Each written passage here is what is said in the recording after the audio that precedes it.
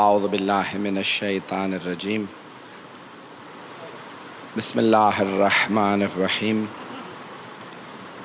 الحمد للہ الذی نور قلوب العارفین بنور معرفتہ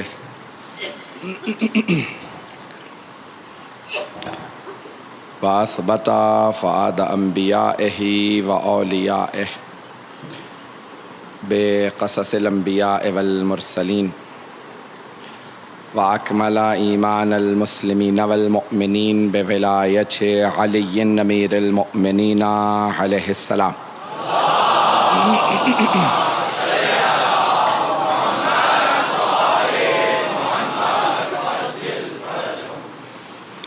والصلاة والسلام والتحية والإكرام على أفضل الموجودات العبد المؤيد والرسول المسدد المصطفى الأمجد المحمود الأحمد أعني أبا القاسم محمد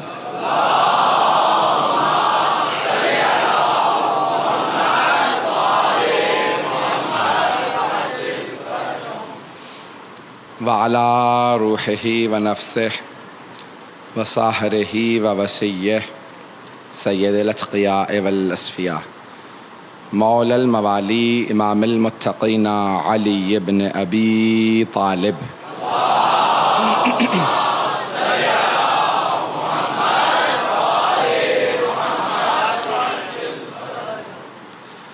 وعلی اوصیائہ لا سیما بقیۃ اللہ فی الارضین روحی و ارواح العالمین لتراب مقدمہ الفدا واللعنة الدائمة على أعدائهم أجمعين من الآن إلى قيام يوم الدين أما بعد فقد قال الله الحكيم في كتابه الكريم بسم الله الرحمن الرحيم فأقم وجهك للدين حنيفا فطرة الله التي فطر الناس عليها لا تبديل لخلق الله ذلك الدين القيم ولكن أكثر الناس لا يعلمون صدق الله العلي العظيم صلوات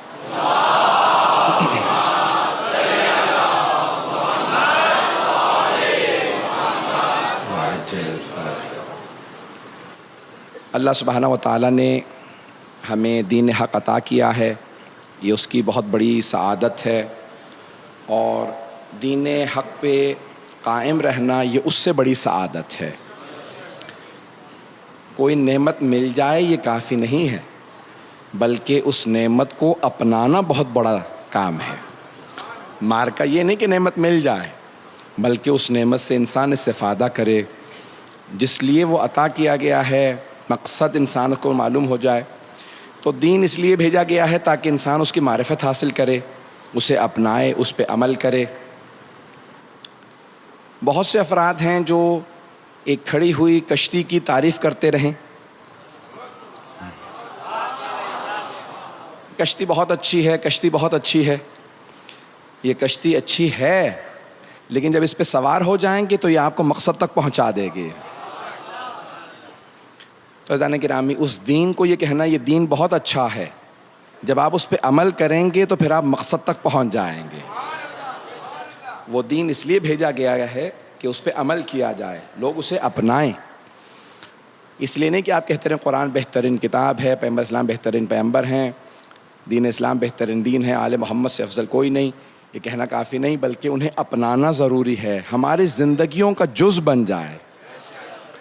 ہم سوچیں تو دین ہمارے ذہنوں میں ہو، ہم عمل کریں تو دین ہمارے عمل میں ہو، ہم اخلاق سے پیش آئیں تو اخلاق میں دین نظر آئے، تجارت کریں تو تجارت میں دین نظر آئے، نماز پڑھیں تو نماز میں دین نظر آئے، وہ دکھاوے کہ نماز نہ ہو بلکہ دین کی نماز ہو، روزہ رکھیں تو وہ دین نظر آئے، ہر عبادت میں دین نظر آئے، یہاں تک کہ جب ہم چلیں پھریں تو لوگ کہیں یہ دیندار ہے، چلنا بتا رہا۔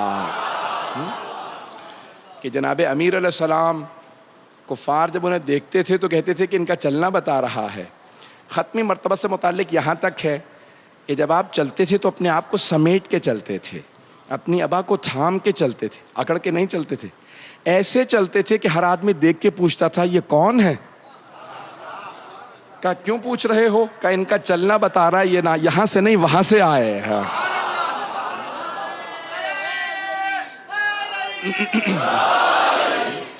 ان کا چلنے کا انداز، رسالت مآب کے چلنے کا انداز پورا سراپا دین تھے سرور کائنات. ان کے چلنے کے انداز میں یہاں تک کہ ایک جملہ میں کہہ رہا ہوں، میں پہلے یہ حدیث بارہا شاید پیش کر چکا لیکن اشارہ کر کے آگے بڑھوں گا کہ من یخف اللہ اخاف اللہ منہ کل شیء. چھٹے امام فرماتے ہیں کہ جو آدمی اللہ کا خوف رکھتا ہے نا، اللہ ہر چیز کے دل میں اس کا خوف ڈال دیتا ہے. ومن لم یخف اللہ اخافہ اللہ من کل شیء. اور جو اللہ سے نہیں ڈرتا، اللہ اس کے دل میں ہر چیز کا خوف ڈال دیتا ہے. اب بیچارہ گھر سے باہر نکلے گا، بلی نے رسا کاٹا، واپس آ جائے گا، ارے بلی نے راستہ کاٹ دیا میرا کام نہیں ہوگا. بیچاری بلی میں کیا تھا؟ کچھ بھی نہیں. لیکن جیسا آپ سوچیں گے ویسا ضرور ہو جائے گا. معصوم کا فرمان ہے، خود رسول خدا کی حدیث ہے کہ یا رسول خدا مجھے وہم ہو جاتا ہے، یہ ہو گیا تو ایسا ہو جائے گا. پیغمبر نے کہا اس بیچارے میں کچھ نہیں تھا، لیکن تمہارا جو وہم ہے نا وہ تمہارا عقیدہ بن جاتا ہے. انسان کا عقیدہ اس سے وہی کچھ کروا دیتا ہے جو وہ عقیدہ رکھتا ہے. نہیں پہنچا سکا. جو انسان عقیدہ جیسا رکھتا ہے نا، اس لیے ہمیشہ فعال نیک لیا کرو، اچھی فعال لیا کرو، ہر چیز سے اچھی چیز کو لیا کرو. مثال کے طور پہ پیغمبر کہیں جا رہے تھے تو سامنے سے ایک آدمی آ رہا تھا. کہا کیا نام ہے تمہارا؟ کہا میرا نام رحمت اللہ ہے. تو پیغمبر نے کہا اس بستی میں ہمارے لیے رحمت ہی رحمت ہے. تو ہمیشہ پازیٹیو چیز کو لینا، ہمیشہ مثبت چیز لینا. نیک فعال کہا جاتا ہے. نیک فعال لو، جیسی فعال لیں گے ویسا ہی ہوگا. بلی میں کچھ نہیں تھا، آپ کے عقیدے نے اب آپ کا ایکسیڈنٹ کرانا. وہ کہتے بھی نہیں، میں پچھلی دفعہ بلی نے راستہ کاٹا تھا، میرا ایکسیڈنٹ ہو گیا تھا. بلی کی وجہ سے نہیں ہوا تھا، آپ کے عقیدے کی وجہ سے ہوا تھا. تو آدمی جیسا عقیدہ رکھتا ہے اس کے ساتھ ویسا ہی ہوتا ہے. یہاں تک کہ پانچویں امام فرماتے ہیں جو آدمی اللہ سے حسن ظن رکھے نا کہ اللہ مجھے ضرور بخش دے گا، اب چاہے گنہگار ہو اللہ ضرور بخش دے گا.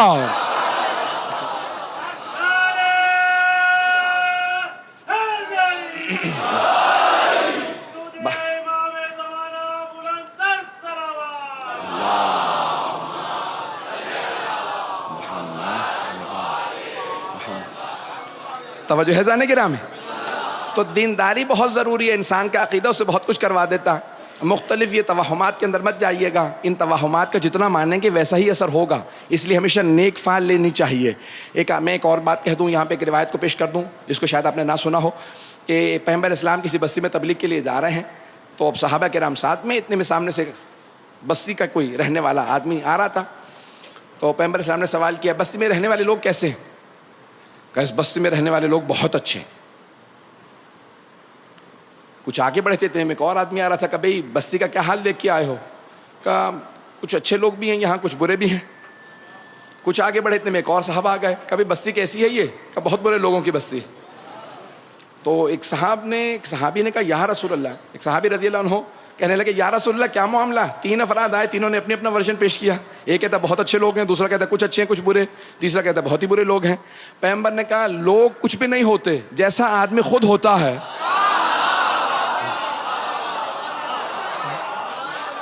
وہ پہلا والا خود بڑا اچھا تھا تو اس نے بتایا بستی کے سب لوگ اچھے ہیں. دوسرے والے میں اچھائیاں بھی تھی، برائیاں بھی تھی، تو کہنے کا کچھ اچھے لوگ ہیں کچھ برے لوگ ہیں. تیسرا خود ہی بہت برا تھا کہ یہاں تو برے ہی لوگ رہتے ہیں. عزیزان گرامی، دوسروں کو چھوڑ دیجئے، اپنی پرواہ کیجئے میں کیسا ہوں. ہم میں سے اکثر لوگ دوسروں کی طرف انگلیاں اٹھاتے رہتے ہیں، وہ ایسا وہ ایسا. یہ نہیں دیکھ رہے باقی انگلیاں میری طرف ہیں. انگلیاں مت اٹھائیے، اپنے اوپر دیکھ لیجئے. اپنی اصلاح ہو جائے تو سب کی اصلاح ہو گئی.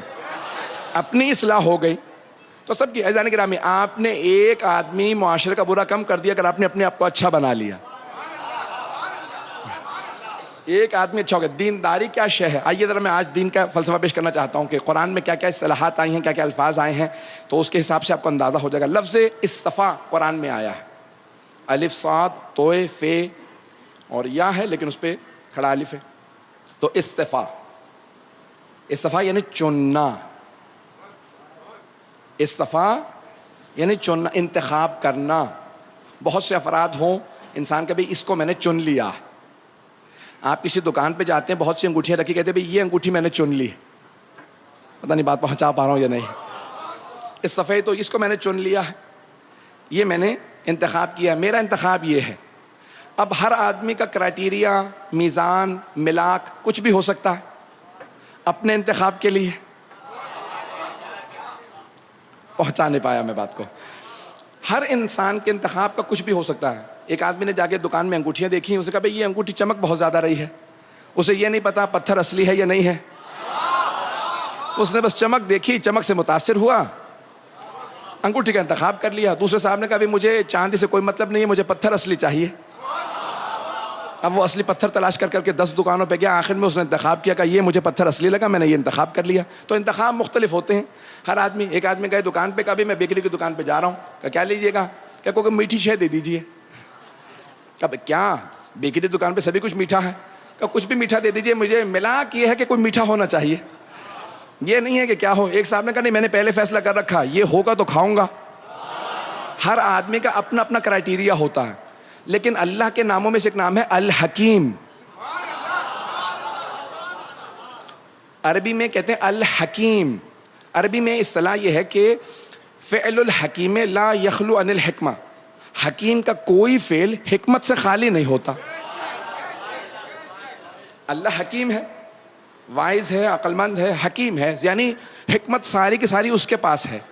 اور خود ہی فرماتا ہے ومن اوتی الحکمت فقط اوتی خیرا کثیرا. جسے اللہ حکمت عطا کر دے اسے اللہ نے خیر کثیر عطا کر دے.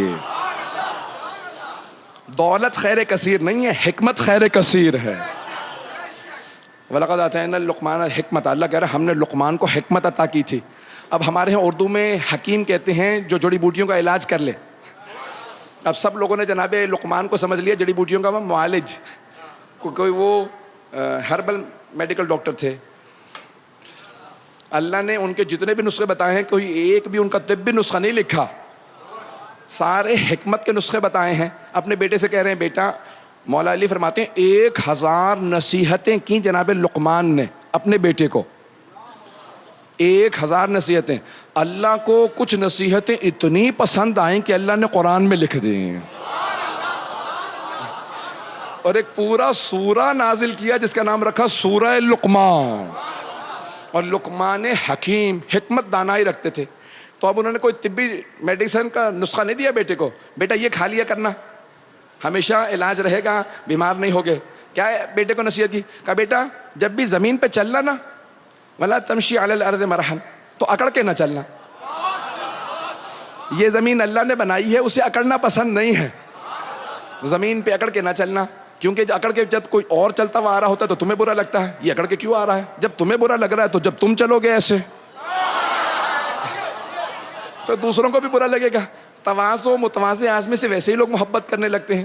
اور بیٹا جب بات کیا کرو تو ذرا آرام سے بات کیا کرو. ان انکر الاصوات لصوت الحمیر.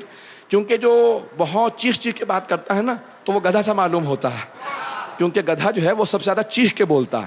میں نہیں کہہ رہا ہوں، قرآن میں لکھا. آپ کہیں گے مولانا نے ممبر سے کیا شروع کہہ دیا. تو یہ اللہ نے کہا ان انکر الاصوات، اللہ کو اتنا پسند آیا.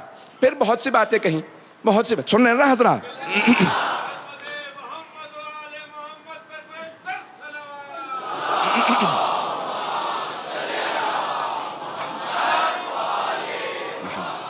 وعجل فرج. میں انتخاب بتا رہا. تو انسان کوئی چیز انتخاب کرتا ہے تو اس کی کوئی نہ کوئی ملا کرائٹیریا، کوئی اس کے نزدیک کوئی نہ کوئی حکمت ضرور ہوتی ہے. میرا انتخاب یہ ہے بھائی میں نے اس کو یہ چن لیا، بس ٹھیک ہے.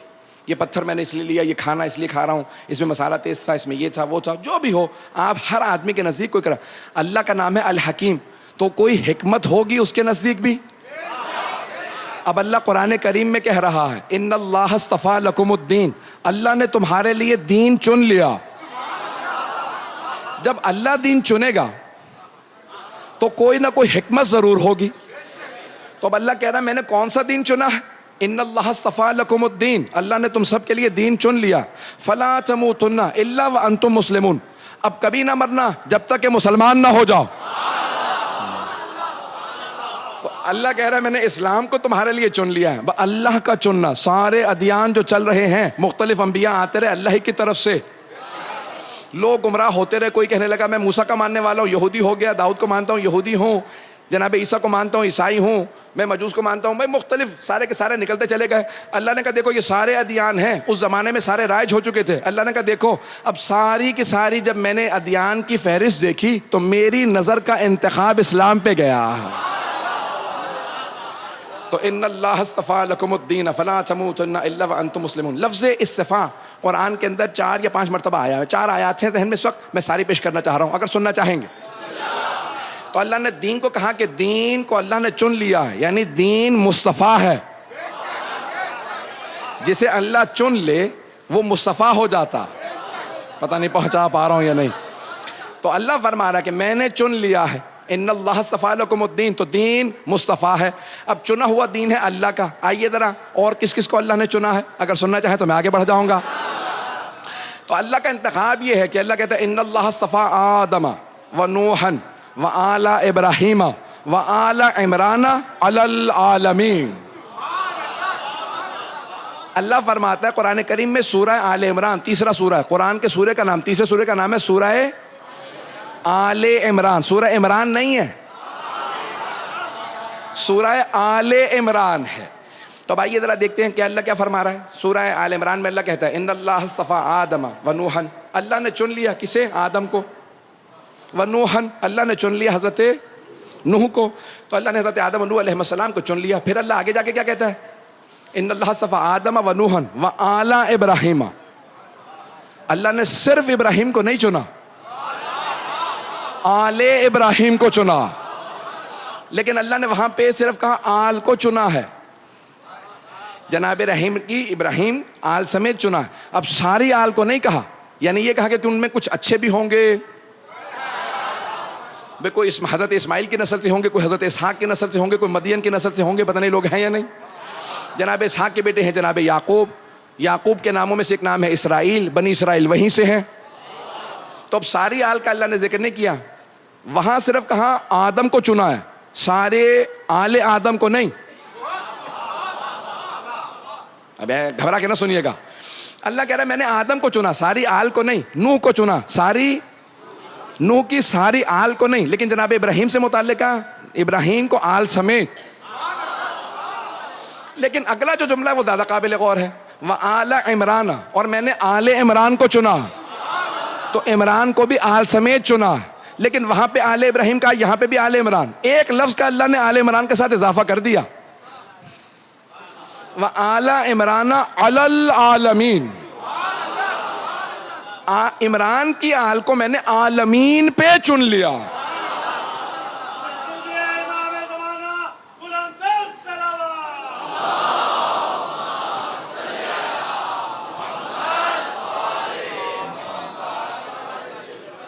چلتے رہیں گے حضرات میرے ساتھ. تو اللہ سبحانہ و تعالیٰ کہہ رہا ہے میں نے آدم کو چنا، میں نے نوح کو چنا، میں نے آل ابراہیم کو چنا، لیکن میں نے آل عمران کو عالمین پہ فوقیت دی ہے. عالمین پہ، سب پہ عالمین پہ، صرف انسانوں پہ نہیں، زمین پہ نہیں، عالمین پہ. آئیے ذرا میں پیش کرتا ہوں. اللہ الحمدللہ رب العالمین. اللہ عالمین کا رب ہے. اب سمجھ میں آیا عالمین کتنے ہیں؟ وما ارسلناک الا رحمت للعالمین. سورہ انبیاء ہے 21واں سورہ. اللہ کہہ رہا ہے میں نے اپنے رسول کو نہیں بھیجا لیکن عالمین کے لیے صرف رحمت بنا کے. تو پیغمبر بھی رحمت ہیں لیکن عالمین کے لیے. جہاں تک اللہ کی ربوبیت وہاں تک رسالت مآب کی رحمت، تو ان کا عالمین. اب یہاں پہ اللہ پہلی مرتبہ کہہ رہا ہے ان اللہ اصطفیٰ آدم و نوحا و آل ابراہیم و آل عمران علی العالمین. میں نے آل عمران کو عالمین پہ چنا ہے، یعنی اس عالم میں نہیں، تمام عالمین میں. آل عمران سے بہتر کوئی نہیں ہے.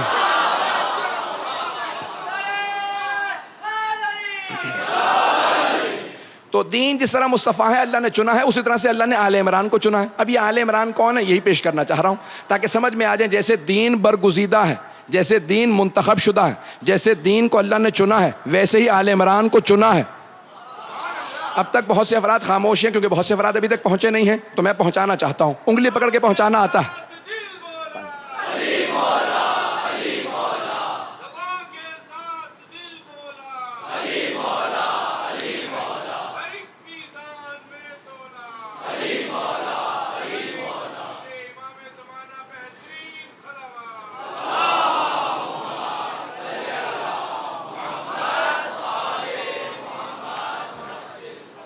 توجہ ہے میرے ساتھ تمام حضرات کی؟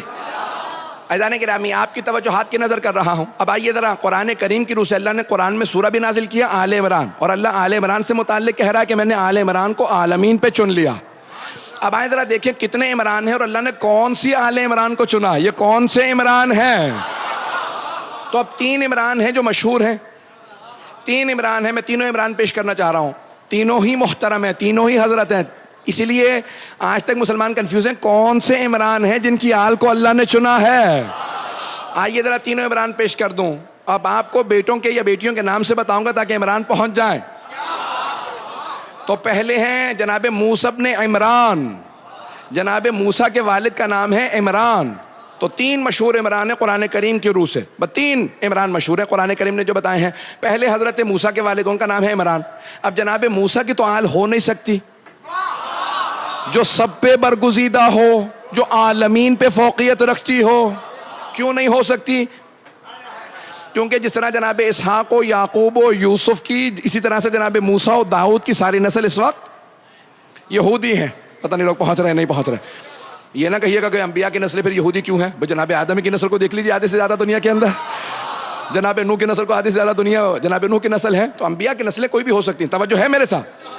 گھبرا کے نہ سنیے گا بالکل بھی. تو جناب موسیٰ کی تو آل ہو نہیں سکتی کیونکہ ان کی آل یہودی ہے، اور ان کی نسل کے اندر کوئی ایسے انبیاء نہیں آئے ہیں کہ جن کو کہا جا سکے ان کو عالمین پہ فوقیت دی گئی ہے.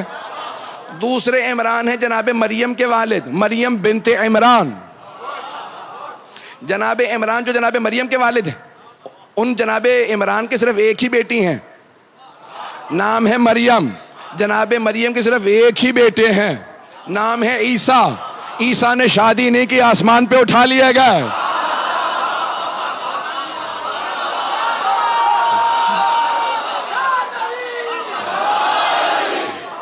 کچھ لوگ پہنچ گئے.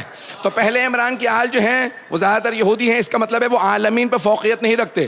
دوسرے عمران کی آل ہی نہیں ہے کیونکہ دوسرے عمران کی بیٹی ہیں جناب مریم اور ان کے نواسے ہیں جناب عیسیٰ جنہوں نے شادی نہیں کی، آسمان پہ اٹھا لیے گئے. توجہ ہے میرے ساتھ؟ اب آئیے میں تیسرے عمران کو پیش کر رہا ہوں جنہیں ساری دنیا ابو طالب کے نام سے جانتی ہے.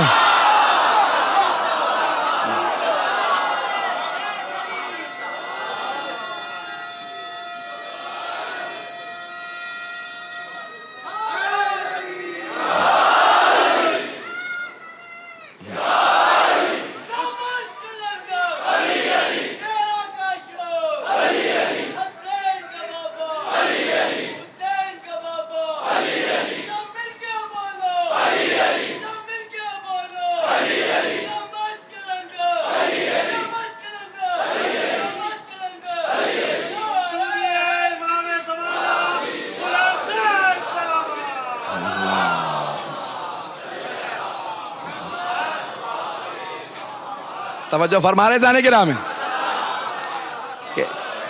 جانے گرامی اب یہ میں نے 3 عمران پیش کر دیے. تیسرے عمران ہیں جناب ابو طالب، اور اللہ نے قرآن میں سورہ نازل کیا، سورہ عمران نہیں ہے، سورہ آل عمران ہے.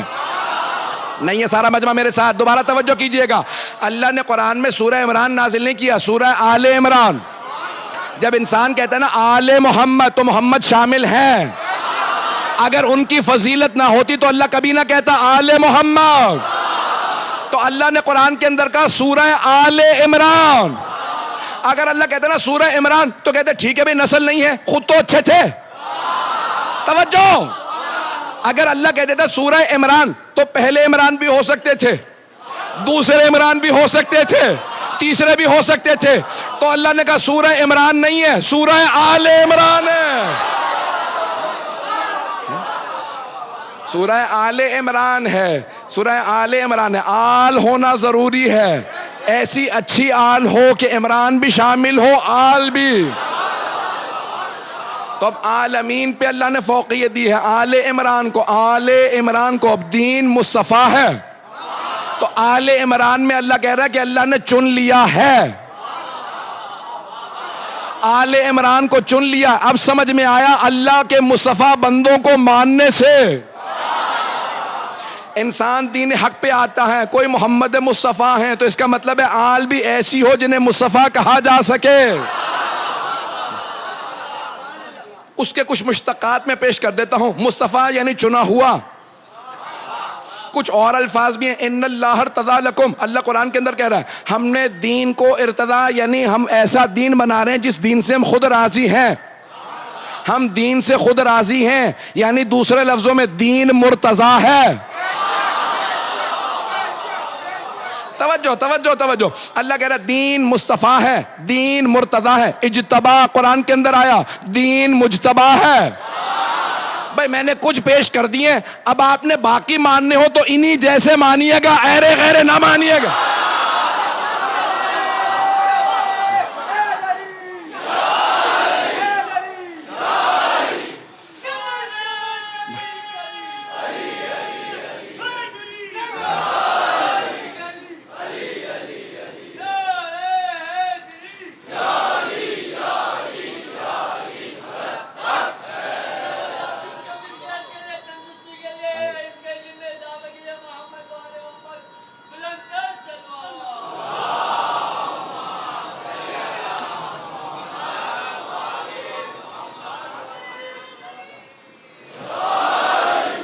توجہ ہے عزیزان گرامی میرے ساتھ.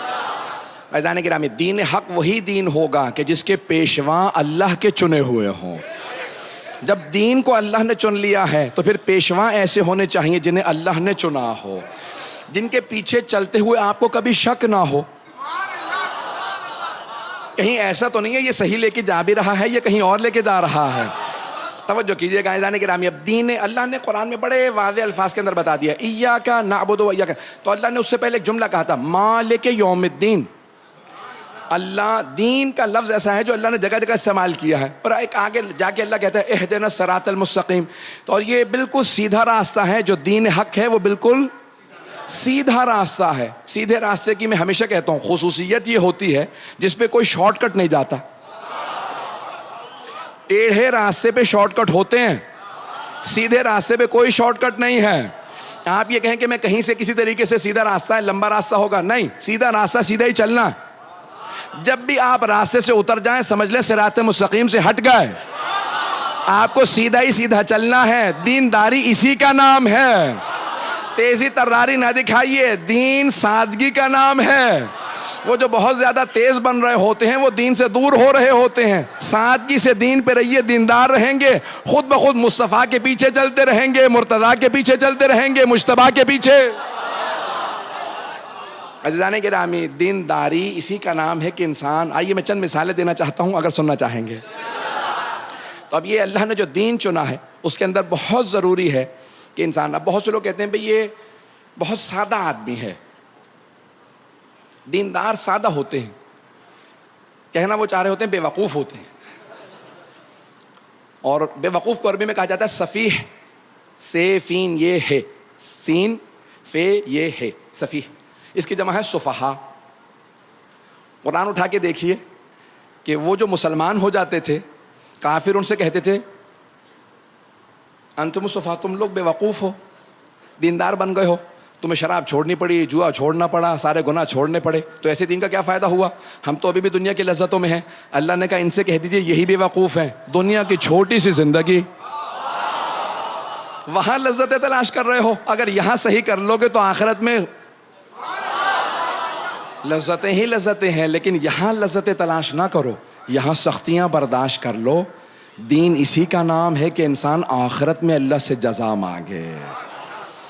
ہم میں سے بہت سے افراد کہتے ہیں مجھے دین پہ عمل کرنے کا مولانا کوئی فائدہ نہیں ہوا. کئی مرتبہ ایسا ہوتا ہے, بھئی کیا فائدہ تلاش کر رہے تھے آپ؟ مثال کے طور پہ کہ کوئی سونے کا پہاڑ مل جاتا, سونے کی کان مل جاتی, سارے کے ساری جائیدادیں آپ کے نام لکھ جاتی. نہیں عزیزان گرامی, سختیوں ہی کا نام دین ہے. اگر آسائشیں اچھی علامت ہوتی, آسائشوں کا ہونا اچھی علامت ہوتی, تو سب سے زیادہ آسائشیں محمد و آل محمد کے پاس ہوتی ہیں. پتہ نہیں پہنچا پایا ہو یا نہیں. عزیزان گرامی, ان کے پاس سختیاں ہی سختیاں تھیں, لیکن اس کے باوجود بھی مجھے, میں نے شاید کل یہ پرسوں کہیں ایک جملہ کہا تھا 2-4 دن پہلے, آپ کے سامنے دہرانا چاہ رہا ہوں اگر سننا چاہیں گے. کہا مجھے ایک صاحب آئے ملنے کے لیے, کہیں گے مولانا محرم آ گیا, دن رات آپ جاگ رہے ہیں, کوئی آرام تو نہیں ہوگا؟ میں نے کہا بالکل صحیح فرما رہے ہیں, آرام نہیں ہے لیکن سکون ہے. بے شک آرام نہ ہو لیکن ذہنی سکون ہے. یہ سکون اس لیے ہے کیونکہ مجھے پورا یقین ہے میں حسین ابن علی کی راہ پہ چل رہا ہوں. جہاں مجھے حسین ابن علی کہہ دے میں اپنی جان دینے کے لیے تیار ہوں. جہاں ان کے قدم آئیں گے میں اپنی آنکھیں وہاں لگاؤں گا. عزیزان گرامی, انسان کی زندگی میں سکون آتا ہے تو وہ دین سے آتا ہے. چاہے فاقہ ہو, لیکن جب انسان گھر میں جائے تو بچے کبھی پوچھیں کہ بھی آپ ہمارے لیے کیا لے کے آئے ہیں, کہ فاقہ لایا ہوں, حرام نہیں لایا. پتہ نہیں لوگ ہیں یا نہیں ہیں. فاقہ لایا ہوں لیکن میں حرام نہیں لے کے آیا. عزیزان گرامی, دینداری انسان اس راستے پہ جب آل محمد کے راستے پہ چلتا, سختیاں آتی ہیں لیکن سکون کے ساتھ آتی ہے. بڑے سکون کا عالم ہوتا ہے جب انسان کو یہ معلوم ہو کہ میں دین کے راستے پہ چل رہا ہوں. میں چند ایک اور مثالیں دینا چاہ رہا ہوں اگر سننا چاہیں گے. تو اب یہاں یہ جو میں نے آیت انتخاب کی ہے 30واں سورہ ہے, 30ویں آیت ہے, سورہ روم کی آیت نمبر 30 ہے. فَأَقِمْ وَجْهَكَ لِلدِّينِ حَنِيفًا فِطْرَتَ اللَّهِ الَّتِي فَطَرَ النَّاسَ عَلَيْهَا, کہ دین جو ہے وہ فطرت کے تقاضوں کے عین مطابق ہے. ایسا نہیں ہو سکتا کہ اللہ کہے کرو اور فطرت کہے نہ کرو. اگر ٹکراؤ ہوتا تو کبھی دین حق نہ ہوتا. عزیزان گرامی, اب وہ جو امام حسین کے زمانے میں تھے نا, جو ساتھ نہیں دے رہے تھے, ایسا نہیں تھا کہ ان کے اندر سے آواز نہیں آ رہی تھی کہ حسین حق پہ ہیں. آواز آ رہی تھی لیکن وہ اس آواز کو دبا رہے تھے. ارے نہ, مجھے مجبور نہ کرو حسین کے راستے پہ جانے کے لیے, اس راستے کے اندر موت ہے. لیکن اندر سے آواز آ رہی تھی ایسی موت ہے کہ جس کے نتیجے میں بہشت ہے. پتہ نہیں لوگ ہیں یا نہیں ہیں. آج بھی بہت سے ایسے لوگ ہوتے ہیں جو مثال کے طور پہ بچے کہتے ہیں بابا ظلم ہو رہا ہے, کہتے ہیں ہمارے سے کیا تعلق ہے, ہم کیوں بولیں, ظلم ہو رہا ہے تو دوسرے لوگ بولیں. عزیزان گرامی, یہ خاموش رہنا یہ انسان کو کئی مرتبہ کچھ نہ کہنے سے بھی چھن جاتا ہے اعجاز سخن. کچھ نہ کہنے سے بھی چھن جاتا ہے اعجاز سخن. چپ رہنے سے بھی ظالم کی مدد ہوتی ہے. چپ رہنے سے بھی ظالم کی مدد ہوتی ہے. تو کئی مرتبہ یہ چپ رہنا جو ہے نا وہ انسان کو بعض اوقات ظالم کا ساتھی بنا دیتا ہے. تو خاموش نہ رہیے عزیزان گرامی. یہ ہے دین پہ راستے پہ انتخاب کرنا فطرت کے تقاضوں کے مطابق ہے. آئیے ذرا میں فطرت کو تھوڑا سا پیش کر دوں کہ فطرت کے تقاضوں کے عین مطابق ہے. پورا کا پورا دین عین مطابق ہے. میں نے جتنی مثالیں پیش کی ہیں, انتخاب اب آپ کا کام ہے, راستہ آپ نے انتخاب کرنا ہے. میں نے انتخاب آپ کو پیش کیا ہے نا, انتخاب اب آپ کے کام کہ آپ نماز کا انتخاب کرتے ہیں بے نمازی کا. آپ نماز پڑھ سکتے ہیں. دیکھیں میں ایک صاحب کو کہنے لگا کہ بھئی یہ دعا, کہنے لگا مولانا کو ایسی دعا بتائیں کہ آنکھ کھل جائے, فجر پہ آنکھ نہیں کھلتی. میں نے کہا الارم لگا لیا, کہنے لگا الارم تو بجتا رہتا, پورا گھر اٹھ جاتا, میں نہیں اٹھتا.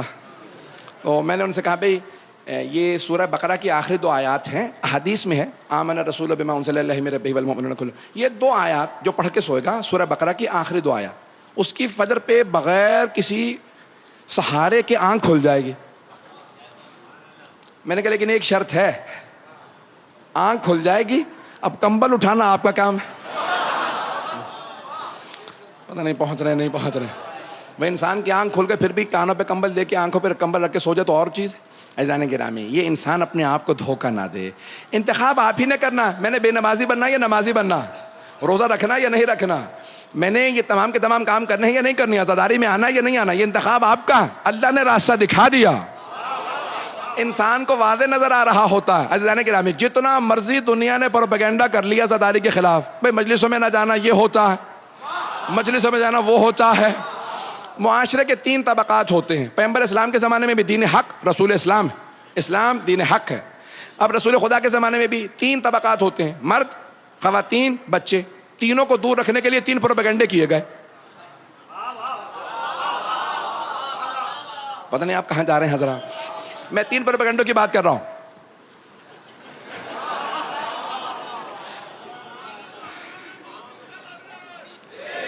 توجہ میرے ساتھ رکھیے گا, پتہ نہیں آپ کہاں پہنچ رہے ہیں حضرات. اب یہ 3 رسول اسلام کے خلاف پروپیگنڈے کیے گئے. 3 طرح کے پروپیگنڈے تھے. مردوں کو دور رکھنے کے لیے کہا کہ بھئی یہ شاعر ہیں. اس زمانے میں شاعر جو ہیں وہ بہت زیادہ شراب پیتے تھے, سنجیدہ نہیں ہوتے تھے, تو کوئی انہیں سنجیدہ نہیں لیتا تھا. تو کہا ان کی باتوں کو نہ سنا کرو, قرآن نہ سننا, کوئی یہ شاعر ہے. خواتین سے کہا جادوگر ہیں, وہ جادوگروں سے ڈرتی تھی.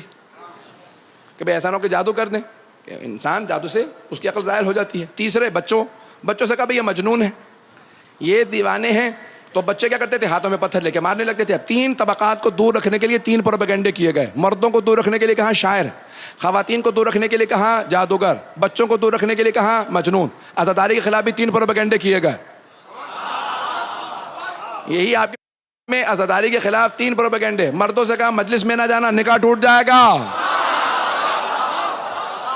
خواتین سے کہا کہ بھئی مجلس میں نہ جانا، یہ شام غریبہ میں توہین کرتے ہیں، بات پہنچ رہی ہے۔ بچوں سے کہا مجلس میں نہ جانا، ذبح کر کے دیگ میں ڈال دیتے ہیں۔ جتنے مرضی پروپیگنڈے کر لیں، عزیزان گرامی، حسین ابن علی کا نام آج بھی بلند ہے۔ عزاداری کی مخالفت کرنے والے پنپتے نہیں ہیں۔ غور سے سنیے گا، کوئی نعرہ نہیں آئے گا جب تک میں بات مکمل نہ کر لوں۔ میں جانتا ہوں سارا مجمع ضرور بولے گا۔ عزاداری کی مخالفتیں کرنے والے دنیا میں ختم ہو گئے۔ جہاں جہاں عزاداری کی مخالفت ہوتی تھی، کہاں گیا وہ صدام؟ کہاں گیا وہ حسنی مبارک؟ وہ قذافی کہاں گیا؟ بھائی صاحب کو بتا دیجئے، عزاداری کو روکنے کی کوشش نہ کرنا۔ جو عزاداری کو روکنے کی کوشش کرتا ہے وہ ہواؤں میں پھٹ کے بکھر جاتا۔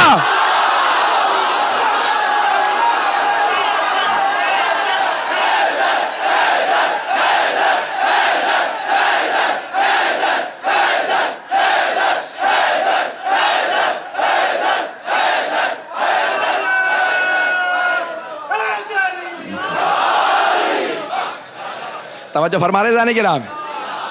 اسلام دین فطرت ہے، رونا فطرت کا تقاضا ہے۔ بچہ دنیا میں پیدا ہوتا ہے تو روتے ہوئے پیدا ہوتا ہے، پتہ نہیں لوگ ہیں یا نہیں ہیں۔ اور اگر نہیں نہ روتا تو ڈاکٹر کہتا ہے سینے پہ ہاتھ مارو، ایسا نہ ہو اس کا دل بند ہو گیا ہو۔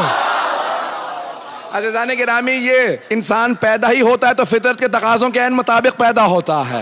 روتا ہوا پیدا ہوتا ہے، روتا ہوا جاتا ہے، پیدا بھی ہوتا ہے روتے ہوئے، جاتا بھی ہے تو روتے ہوئے، تو باقی زندگی میں رونا بدعت کیسے؟ پتہ نہیں لوگ ہیں یا نہیں ہیں۔ عزیزان گرامی، اسلام دین فطرت ہے، تمام کے تمام جو قوانین ہیں اسلام کی فطرت کے عین مطابق ہیں۔ اللہ نے دین کو چنا ہے، آل عمران کو چنا ہے۔ تو اب یہ تمام کے تمام دین کے جتنے بھی فارمولے ہیں، جتنے بھی اسلام کے جتنے بھی قوانین ہیں، سب کے سب عین مطابق ہیں۔ آئیے ذرا میں ایک سورے کے 2-3 آیات کو پیش کروں گا اور پورا سینہ آپ کی خدمت میں پیش کر رہا ہوں۔ جانتے ہیں نا میرے گلے میں طاقت ہے نہ سینے میں دار، لیکن جب ممبر پہ آتا ہوں تو نجف سے عطا ہونے لگتی ہے۔ اللہ قرآن کریم کے اندر سورہ بلد، ظاہراً سورہ نمبر 90 ہے، اللہ فرماتا ہے لا اقسم بہذا البلد وانت حل بہذا البلد ووالد وما ولد۔ 3 آیات کو میں نے پیش کیا۔ اللہ کہتا ہے قسم ہے شہر کی، شہر کی اللہ قسم کھا رہا، شہر کی۔ وانت حل بہذا البلد، اور میرے حبیب آپ شہر میں رہ رہے ہیں، اس لیے شہر کی قسم۔ اللہ کہہ رہا ہے لا اقسم بہذا البلد، میں شہر کی قسم کھا رہا ہوں۔ اب سب نے کہا مکے میں، جب پیغمبر اسلام تھے بسے ہوئے مکے میں تو اللہ نے مکے کی قسم کھائی ہے، مکے ہی کی قسم کھائی ہے، مجھے بھی انکار نہیں ہے، مسلمانوں نے سب نے صحیح لکھا۔ لا اقسم بہذا البلد، قسم ہے اس شہر کی، وانت حل بہذا البلد، اور آپ شہر میں بسے ہوئے ہیں، اس لیے قسم کھا رہا ہوں کہ آپ شہر میں ہیں۔ ووالد وما ولد، اور باپ کی قسم، بیٹے کی قسم۔ تو کوئی ایسا باپ تھا نہ مکے میں کہ اللہ نے باپ اور بیٹے کی قسم کھا کے کہا، نہیں پہنچا سکا۔ اب آئیے ذرا میں پیش کر دیتا ہوں جو مشہور باپ اور بیٹے مکے کے اندر تھے، ان سب کے نام سن لیجئے، اشارے کرتے ہوئے آگے بڑھوں گا۔ تو وہاں 3 مشہور باپ اور بیٹے تھے۔ ابو سفیان اس کا بیٹا، ابو لہب اس کا بیٹا، اور ابو طالب اس کا بیٹا۔ اب جس کا جیسا مزاج ہوگا،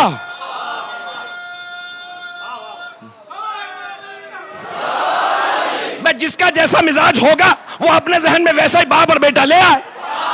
جو سفیانی ہوں گے وہ اسے مانیں گے، جو غدیری ہوں گے وہ اسے مانیں گے۔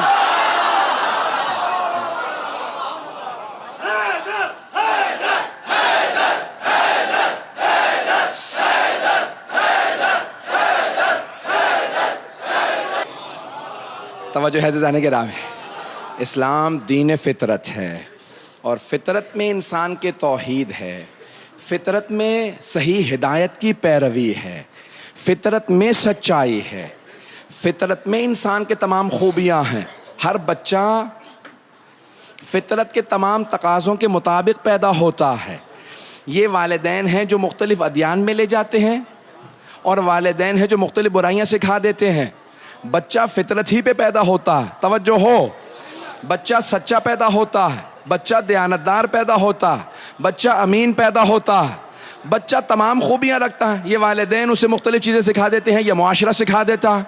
اس لیے بچہ پہلے سے نہیں جانتا جھوٹ کیسے بولا جاتا ہے۔ جب پہلی مرتبہ والدین کہتے ہیں نا، دروازے پہ دستک ہوئی ہے، کہہ دو میں گھر پہ نہیں ہوں، تو بچہ آنے کے بعد یہی کہتا ہے ابو کہہ رہے ہیں میں گھر پہ نہیں ہوں، کیونکہ اسے جھوٹ بولنا آتا نہیں ہے، فطرتاً سچا ہے۔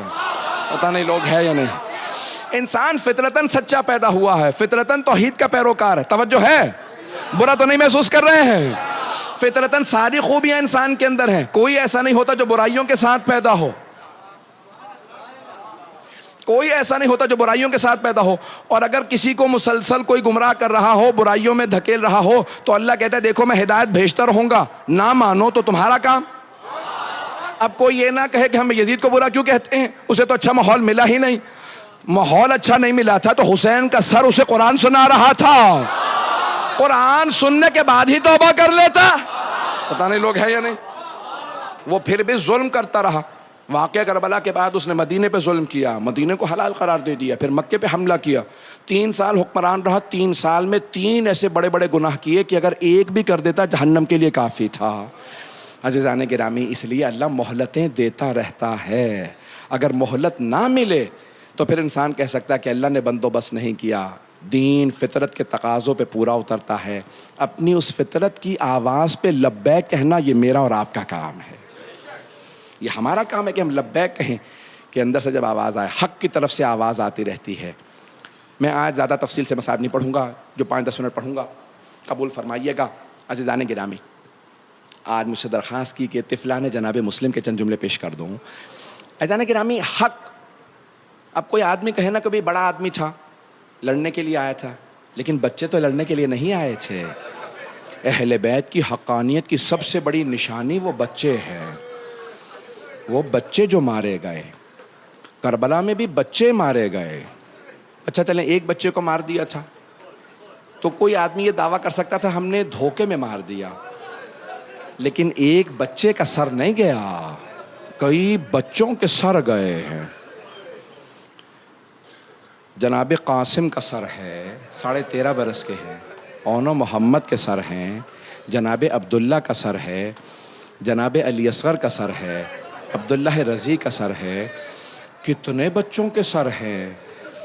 اچھا چلو کوئی بات نہیں، کوفے والوں کو، شام والوں کو پتہ نہیں چلا تھا کہ بھئی بچوں کے سر آ گئے ہیں، اب انہوں نے بچیوں کو تو دیکھ لیا تھا، چھوٹی چھوٹی بچیاں بھی آ رہی ہیں۔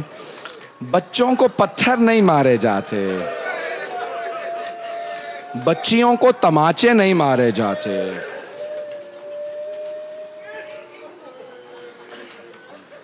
آئیں ذرا میرے ساتھ چلیے گا کچھ دیر کے لیے، کوفہ چلیں گے، اس رات شام میں آپ کو کچھ بچوں کی چند مثالیں دینا چاہتا ہوں۔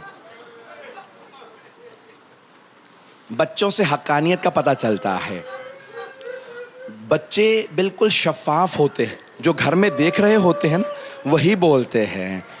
یہاں تک کہ متعدد روایات میں ہے کہ جناب سکینہ بنت الحسین سے بھی سوال کیا نا کسی نے، متعدد جگہوں پہ ہے۔ میں اس میں مثال دے رہا ہوں، ایک آدھ میرے ساتھ رہیے گا۔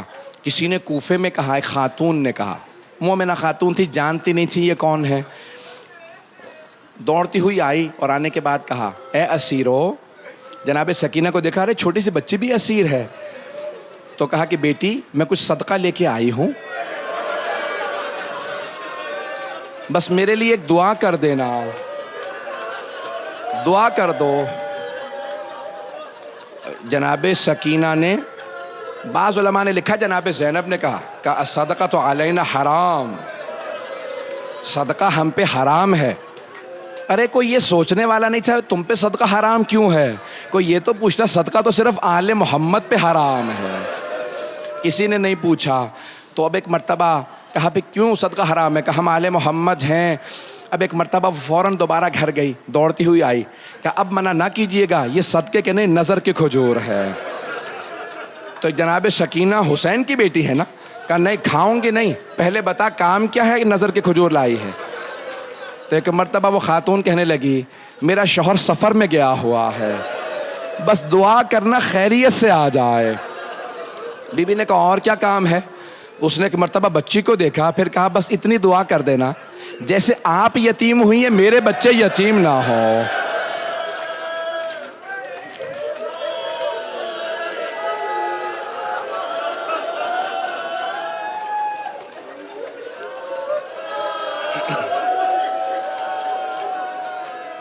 شاید آپ لوگ مجھے پڑھنے نہیں دیں گے آج, برداشت نہیں کر پائیں گے.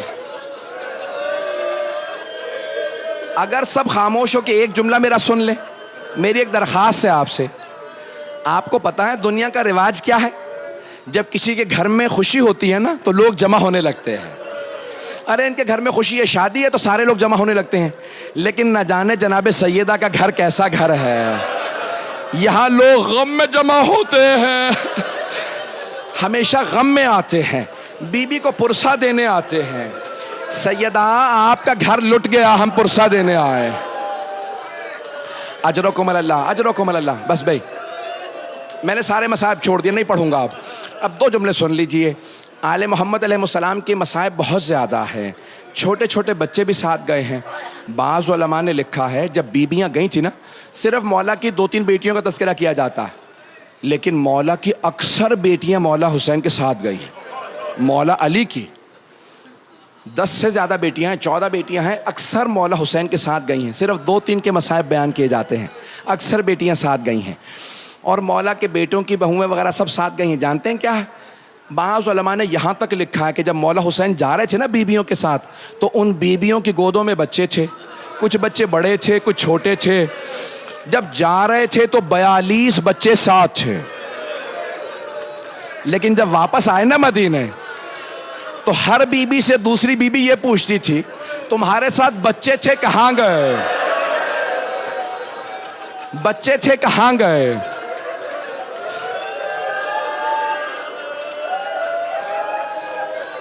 لیکن میں اگر مدینے میں ہوتا نا تو میں باہر کھڑے ہو کے شور مچاتا, میں کہتا کوئی بیوی جناب رباب سے نہ پوچھے, ان کے دونوں بچے چلے گئے, ایک کربلا میں مارا گیا, دوسری شام میں رہ گئی. اگر کوئی غم دیدہ ہوتا ہے نا, سنیں گے, اگر کوئی غم دیدہ ہو, کوئی پریشان ہو, وہ اپنی پریشانی کو جب سوچتا ہے اسے رونا آتا ہے, لیکن جب لوگ اس سے پوچھتے ہیں نا تو اگر بھول بھی گیا ہو اسے بار بار پریشانی یاد آتی ہے.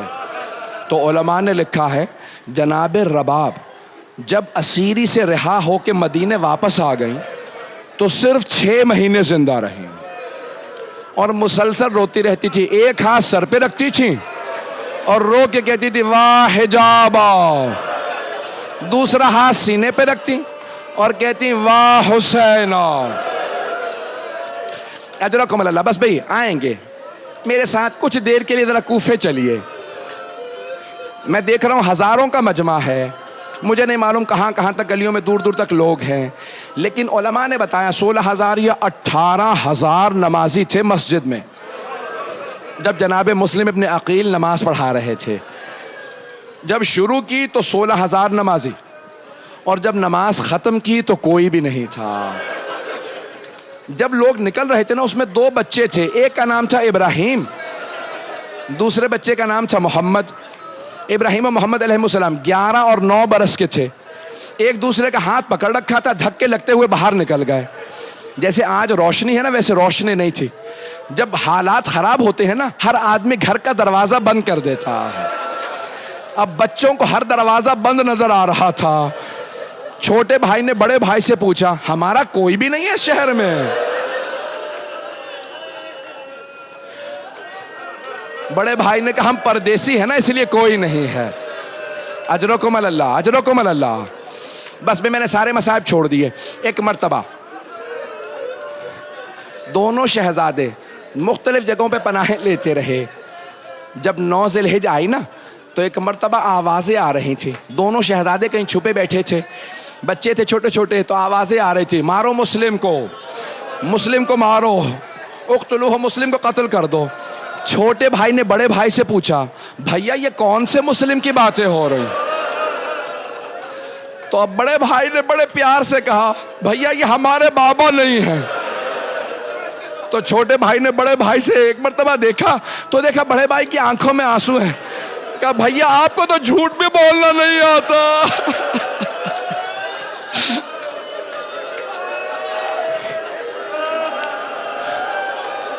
کہ نہیں میرا بھائی, پریشان ہونے کی ضرورت نہیں, ہمارے بابا خیریت سے ہوں گے. اجرکم اللہ, اجرکم. بس میں سارے مصائب چھوڑ کے آگے بڑھ رہا. علامہ علی میں شیخ مفید نے, شیخ صدوق نے لکھا ہے علامہ علی کے اندر کہ ایک مقام پہ یہ دونوں شہزادے ایک درخت پہ چڑھ گئے. ایک رات کا وقت تھا تو وہاں نیچے کنواں تھا, چبوترے پہ پاؤں رکھا, درخت پہ چڑھ گئے. صبح کوئی خاتون پانی بھرنے کے لیے ایک مومنہ, آپ نے دیکھا ہے نا جب پانی رکا ہوا ہوتا ہے اس میں چاند نظر آنے لگتا ہے. نہ جانے کس ماں کے 2 چاند تھے کہ اس پانی میں عکس نظر آ رہا تھا. خاتون نے بچوں کے چہرے جب دیکھے نا پانی کے اندر, ڈول جو رکھا تھا باہر کنویں کا ڈول, اس میں پانی تھا, سر اٹھا کے دیکھا کہ 2 بہت پیارے بچے ہیں. مسکرانے لگی. کہ شہزادو کس کے بیٹے ہیں آپ, کون ہیں آپ؟ بڑے بھائی نے فوراً کہا, ہم کوئی نہیں ہے.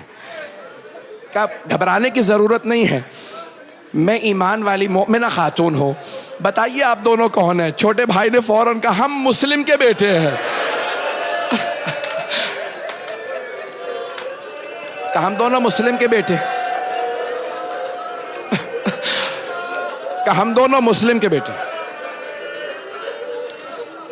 کہ آپ دونوں نیچے تشریف لے آئیے, میں آپ کے نانا کی ماننے والی ہوں, میں علی مرتضیٰ کی ماننے والی ہوں. دونوں شہزادے درخت سے اترے, وہ گھر لے گئی.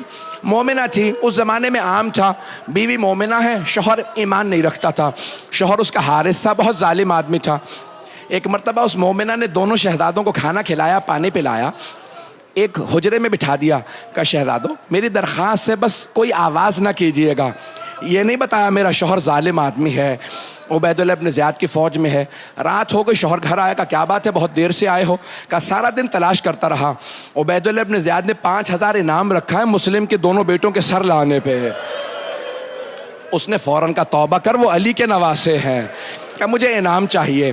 جب رات کو جیسے لیٹا تو اچانک بچوں کے رونے کی آواز آنے لگی. دونوں بچوں نے خواب دیکھا کہ جناب امیر آئے ہیں. دونوں شہزادوں سے کہتے, میرے بچوں میرے پاس آ جاؤ, میں تمہیں لینے کے لیے آیا ہوں. دونوں اٹھے, مولا اپنے نانا سے ملے, آنکھ کھل گئے, رونے لگے. سمجھ کے ہماری آخری رات ہے. آخری جملے پیش کر رہا ہوں. اولاد والے بیٹھے ہیں, اولاد کے بچوں کے مسائل پڑھنا بڑا مشکل کام ہے. خدا کسی کو اولاد کا غم نہ دے, بڑا سخت امتحان ہے یہ اولاد کا امتحان. یہ جو کربلا میں ماؤں کی گودیں اجڑی تھی نا, بس وہی سمجھ سکتی.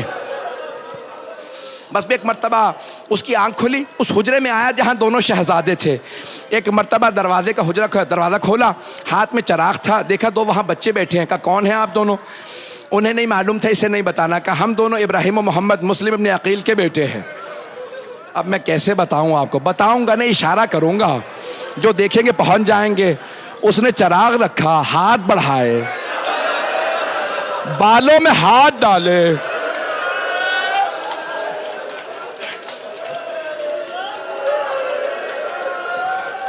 دونوں بچوں کو بالوں سے پکڑا. ایک مرتبہ جیسے ہی ہاتھوں میں رسیاں باندھے, کا میرے ساتھ چلو, ساتھ لے گیا. جب لے جانے لگا تو اس کی زوجہ ساتھ چلے, کا باز آ جا, توبہ کر, یہ علی کے نواسے. کا نہیں, مجھے انعام چاہیے. بیٹا ساتھ میں چلا, غلام ساتھ میں چلا. اس نے ہاتھ باندھ رکھے, فرات کے کنارے پہنچا, کوفے سے باہر نکلا. کہا کہ آپ دونوں فیصلہ کر لیں. پہلے غلام سے کہا ان کے سر قلم کر دو. کہ نہیں, میں ان کو نہیں مار سکتا, میں نے زندگی میں اتنے پیارے بچے نہیں دیکھے, اتنے خوبصورت بچے نہیں دیکھے.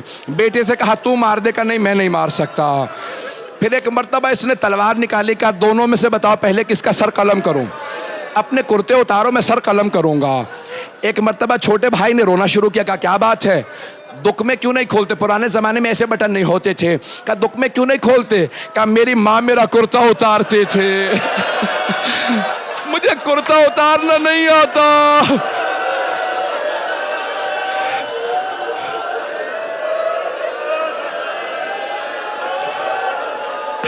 اب برداشت نہیں کر پا رہا. اس نے کہا فیصلہ کرو, پہلے کس کا سر قلم کرو. بڑا بھائی سامنے آ گیا, بڑا بھائی سامنے آیا, کہا پہلے میرا سر قلم کر دو. کہا کیوں؟ کہا کیونکہ میری ماں نے کہا تھا چھوٹا بھائی بیٹے کی طرح ہوتا ہے, پہلے میرا سر قلم کر دے. اس نے تلوار اٹھائی, چھوٹے شہزادے سامنے آ گئے. کہا کیا بات ہے؟ کہا پہلے میرا سر قلم کر دے.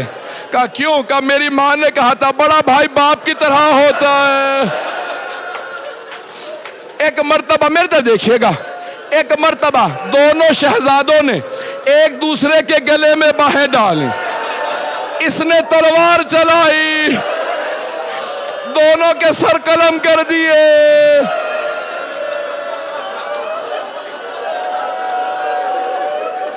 الا لعنت اللہ علی القوم الظالمین.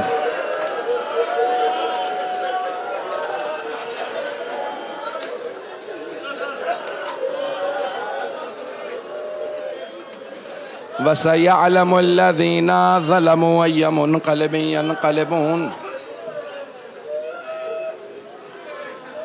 ہاتھوں کو بلند کیجئے گا. پروردگارا, بس بھئی, بس اب آپ لوگ بے چینی سے رو رہے ہیں. بس میں ایک واسطہ دوں گا. جب بیبیاں مولا سجاد کے ساتھ کوفے پہنچی, کوفے کے دروازے پہ پہنچی, تو چاروں طرف سے لوگ پتھر مارنے لگے. میرے ہاتھ میں رومال ہے, میں اگر آپ میں سے کسی کی طرف اپنا رومال بھی پھینکوں گا نا, تو آپ کا ہاتھ فوراً چہرے کے سامنے آ جائے گا. جانتے ہیں کیوں؟ چہرہ نازک ہوتا ہے, انسان جانتا ہے نرم چیز ہے, رومال ہے, مجھے نقصان نہیں, لیکن پھر بھی انسان کا ہاتھ چہرے پہ آ جائے گا. اور اگر کچھ بیویوں کے ہاتھ پسے گردن بندھے ہوں, ہاتھ بندھے ہوئے ہوں اور پتھر آ رہے ہوں, پتھر آ رہے ہوں, وہ پتھروں کو روکیں تو کیسے روکیں؟ بس بھئی ہاتھوں کو بلند کیجئے گا. 2 جملے دعا کے, بھئی 2 جملے میری درخواست ہے, ہاتھوں کو بلند کریں. جب پتھر آ رہے تھے نا, تو اچانک ایک مرتبہ آواز آئی, السلام علیکہ یا ابا عبداللہ الحسین. جیسی سلام کی آواز آئی, جناب زینب کبریٰ نے کہا, اے بیٹا سید سجاد, یہ کون ہے جس نے اس غربت میں میرے بھائی کو سلام کیا؟ مولا سجاد نے کوفے کے دروازے کی طرف اشارہ کیا.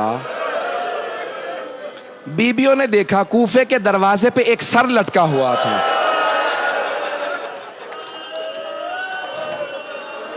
جب سر کو دیکھا, ساری بیبیاں گزر گئیں, ایک بیوی رک گئیں. نام رقیہ بتایا جاتا ہے. وہ بیوی رک گئی, ایک سوال کیا کہ مسلم, جو آپ پہ بیتی وہ مجھے معلوم ہو گیا, جو ہم پہ گزری وہ آپ کو پتا ہے.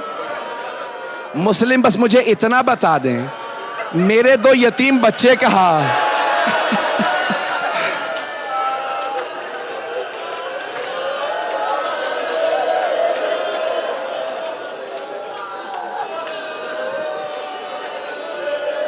پروردگارا, جناب مسلم کے, طفلان مسلم کے صدقے میں ہمیں امام زمانہ کا ظہور دیکھنا نصیب فرما. دشمنان اہل بیت کو نیست و نابود فرما. کشمیر میں حالات خراب ہے, افغانستان میں, خود پاکستان میں, عراق میں, شام میں, بحرین میں, یمن میں, نائجیریا میں, برما میں, سب کی حفاظت فرما, عزاداروں کی حفاظت فرما. اے رونے والو, آپ نے صرف مصائب سنے ہیں نا, آپ نے سر لٹکے ہوئے تو نہیں دیکھے. آپ نے ان بیبیوں نے نیزوں پہ بچوں کے سر دیکھے تھے.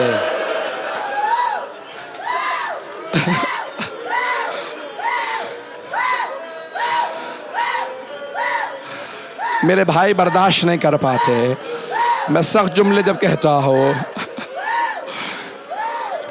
پروردگارا پروردگارا پروردگارا. بس میں اور کوئی سخت جملہ نہیں کہوں گا. ہاتھوں کو بلند کیجئے گا. آپ نے دیکھا سننے سے کیا اثر ہوتا ہے. اب کوئی کبھی نہ کہے یہ بیویاں اتنا کیوں روتی تھی, مولا سجاد کیوں اتنا روتے تھے.